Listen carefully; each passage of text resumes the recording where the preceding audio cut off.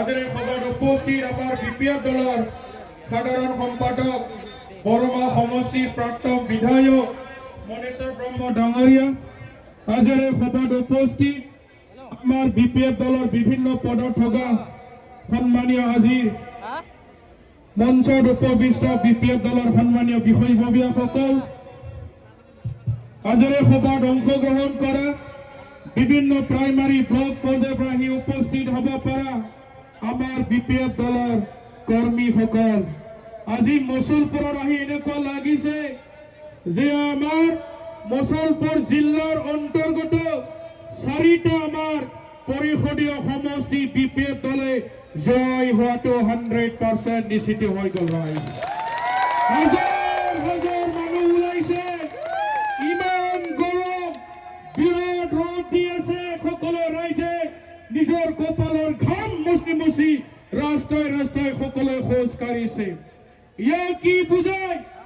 আজি বিপিএফ দলত হাজাৰ হাজাৰ ৰাইজে স্বতঃস্ফূৰ্তভাৱে ওলাই আহি আমার হাগ্রামা মহিলার ইশারক লগতে আমার বিপিএফ দলের আশীর্বাদ দিছে, ইয়া আমাক শক্তি দিছে।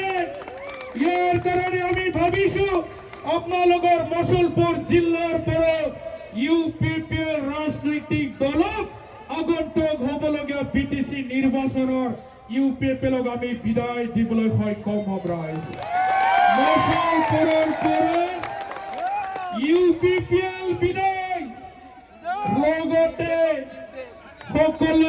সকলে পৰিচিত ব্যক্তি তেখেতসকলৰ ৰাকেশ ব্ৰহ্ম ডাঙৰীয়াই বিপিএফ দলৰ ধুমুহাত উৰি যাব আৰু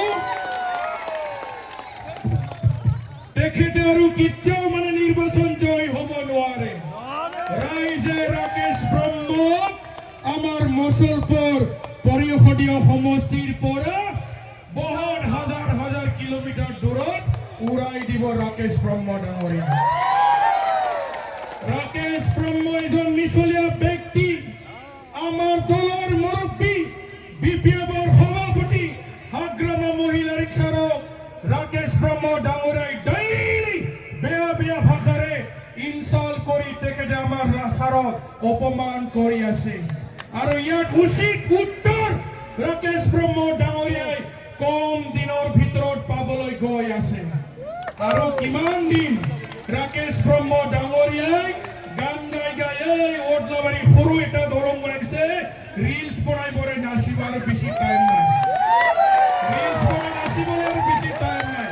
মই চাই না মই চালে ৰাকেশা মই চাই बै ওদলাবাৰী দলং চাহ বনাইদিলৈ যি মই চাইলে আয়ো ৰাকেশা নুদুকে নদেখাই নুদুকে বে ৰাকেশ ব্ৰহ্মনি আয়ুৱান 8 দিন 10 দিন আছে, আৰু 8 দিন 10 দিনৰ ভিতৰত আমাৰ বিটিসি কাউন্সিলৰ নিৰ্বাচনী দিন তাৰিখ ঘোষণা হ'ব বুলি আমি শুনি আছো।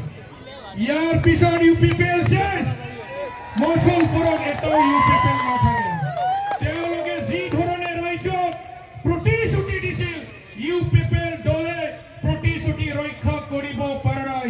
আই মাতৃ মহিলা বাইদেউ সকলক ঠগালে 75,000 আলৈ মনবাই না ৰাকেশা 10 লাখ হেনে নাগিলে। এই বাইদেউ সকল ৰাকেশ ব্ৰহ্মই কৈ আছে 75,000 বলে কম হয়, ইয়াৰ কাৰণে ৰাকেশ ব্ৰহ্মই বলে 10 লাখ দিব সেলফ হেল্প গ্ৰুপ বিলাকক। আপোনালোকে শুনিছেনে নাই?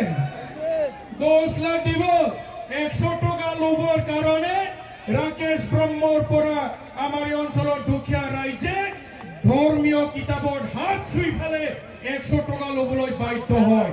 চাব আহে নাছিলে ওই পাৰি অত্যাচাৰ কৰে ৰাইজৰ ওপৰত, মুখৰ কোনো জবাব নাই, মুখৰ কোনো মূল্য নাই, তেখেতে কোৱা কথা শব্দবিলাক কোনো মূল্য নাই।